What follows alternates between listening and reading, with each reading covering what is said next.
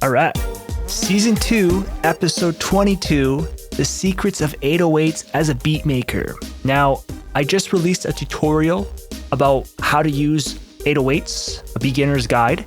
I will leave the link on the episode resource page for Season 2, episode 22. And an 808, if you don't know about an 808 and if you've never practiced using an 808, I highly suggest that you always just tinker around with an 808.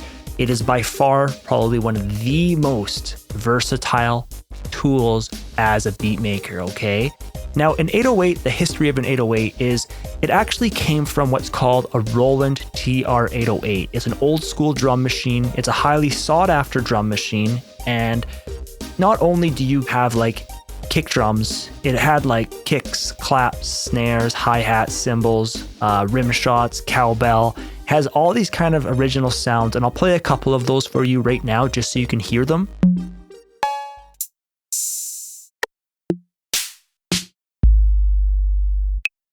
And so those types of sounds you will hear even in today's style of music. People sometimes like to bring that old style of music back into new music, but this 808 is really, really special.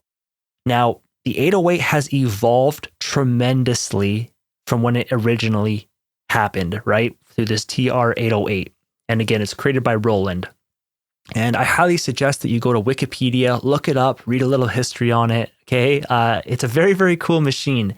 And so why an 808 is so powerful, I actually consider an 808 like an instrument. It is both a kick drum, so it has the initial hit of a kick. It's like, right? But then it has that tail, and it's super low frequencies. And now, when you are going to make a beat, usually how I would work is I have a kick drum and an 808, or I have a kick drum and a bass line. I usually don't have a bass line and an 808. I have made tracks that I do, but it makes the mixing more tricky and a little more involved because, again, in that low end, there's only so much space for these different sounds like kick drums and 808s and bass lines for them to go into, and especially because they're lower frequencies, they're slower moving, the clashing can really be audible. So before we go further about 808s, definitely check out my free book I've written for you guys. It is called 5 Keys to a Successful Beat. So simple, it becomes creative. Just go to itsgratuitous.com/5 keys. You can download the book absolutely free by entering in your name and email. Tons of valuable tips in there. Now, again, I have a free tutorial I just released about 808s, and I cover tons and tons of stuff, okay? I highly suggest you watch it. You will learn a lot. A couple things I want to talk to you about based off of that tutorial is that we have a sample-based 808. And so what that means is, let's say we had that Roland TR-808 drum machine. Someone records the kick drum into the computer, all right? And it's a single file that you can purchase or you can find them online, right? So you can have this one-shot 808 drum sample. Again, the 808 is kind of like a kick drum and a bass line, depending on the style of 808 that you have. An 808 can not have that transient. It can have more of just the tail. And this is also very common. A lot of more trap music producers, a common technique they often used was they would get their own kick drum, which hits super, super hard, right? It has that hit. It hits you in the chest, a short-tailed drum, right? So on my website, there is what's called the Drum Bundle Trio. It comes with 3 drum kits, Urban Heat, Organic Drum Kit, and Survival Drum Kit, all right? The bundle gives you over 2,300 drum samples. Now, these are just one-shot drum samples for your kicks, your claps, your snares, your hi-hats, percussion. It just allows you to be really, really versatile as a music producer, okay? Now, inside that bundle, there is Urban Heat Drum Kit, which is also available by itself, and it has 808s. Now, these 808s are really cool because they're really unique, right? Some of them have that initial hit for that kick drum. Some of them have more of just, it focuses on like the low end tail of the 808. But what I wanted to say was these trap producers, what they often do is they get a short-tailed drum, which is an Urban Heat as well. So a short-tailed drum is super powerful because it's short and it focuses on essentially just hitting you in the chest super hard. And it's really beneficial to use a short-tailed kick drum if you are going to be using an 808 or a bass line because it's a lot easier to mix. It cuts through the mix a lot harder. And then even if you do sidechain compression to just help the bass duck a little bit from the other, bassline or 808. That kick drum, it just happens so quick. It just still allows your mix to be nice and full. But what they would do is inside of FL Studio, when you go to your channel sampler, you're going to click the envelope and instrument settings, okay? And so what they would do is under volume, they would enable the envelope. And if this was the 808, they would put the attack all the way at 0, and they would put the delay up a little bit. And so what this is doing is that they would be able to use their short-tailed kick drum, and then the 808 would play just in time, so it didn't sound like it was delayed. Okay, so I'll repeat that again. So they would have a short-tailed kick drum that hits you super hard in the chest, but this 808, what they would do is they would enable the envelope, they would put the attack to 0, and they would increase the delay. So in other words, when the 808 plays, there's actually a bit of delay there so that it allows the short-tailed drum just to hit super hard, essentially as if like you're doing sidechain compression. But this is kind of like the poor man's approach to sidechain compression. But it's actually more powerful than sidechain compression because it's like you can totally fine-tune the envelope. All right, so that's one little pro tip that I used to always see a lot of trap producers do. For myself, I would probably just do sidechain compression. It just kind of, I usually like having that control of sidechain compression in a sense of it just allows it to duck as much as you want. You can still kind of have the bass there. It's just not clashing as much. But again, it's all up to you on how you want to approach that. Now, again, if someone is going to record an 808 and you have it into a drum pack, like I was trying to explain, right? Let's say that exclusive audio drum bundle trio, those are all one-shot drum samples. They are recorded into a sample. And so there's pros and cons to a sample, okay? So it's recorded into a file. It's a high quality file, but the problem is if you're wanting to go up or down the frequency spectrum. So in other words, instead of playing C5 on that note, because when we are clicking our notes into the channel rack inside of FL Studio, right? So let's say we're making a drum loop. Whenever you're clicking in a step, that is actually playing C5. So in other words, it is playing the sound in its original pitch, all right? As soon as you start going up or down, the computer has to resample and your pitch goes up or it goes down. And when you go up in pitch, you will notice that the note gets much shorter. Okay, if you go down lower, the note gets much longer, but it's like, so I'll let you hear an example, okay? Here is a normal clap. Here is that clap pitched up, and here is that clap way pitched down. All right, and then here is the clap again. So that's what happens with a sample, all right? Someone's recorded that. It's in a single file, and now it's in a drum kit that pack that you can buy, right? Now, when I'm making my drum loop, typically my kick drum, my clap, my hi-hat, I'm not really going up and down in pitch too much. And if I am, very often it's only up maybe 1 or 2 notes or down 2 notes, maybe just to fine tune it a little bit. If I am going way up or way down, it is for a sound design purpose, and I'm trying to find a really unique sound, okay? But typically, I'm trying to use these samples inside the drum kit as their original pitch because that's the highest quality, all right? And so when it comes to the 808, if you are going to select a sample-based 808 and you're going to use it, you can really only go up and down so much until that 808 is starting to sound quite weird, okay? Because again, it's a sample, and as it goes up and down in pitch, it's just sounding a little gross, okay? You're not getting that high-quality sound like you can be getting if you're using a virtual instrument.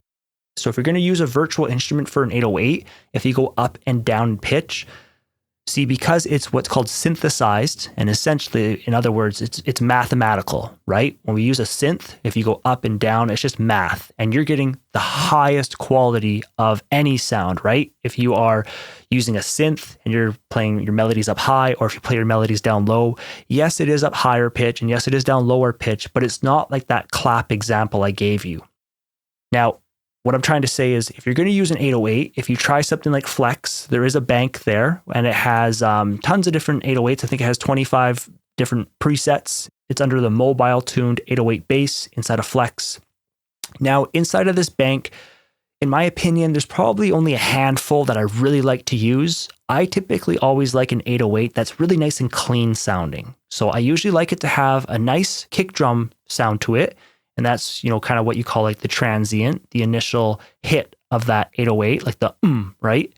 But then the tail is also very important. And as you go through a couple of these ones in Flex, what you'll hear is some of them have that nice hit and nice tail, and they're nice and clean, like they're not overly distorted.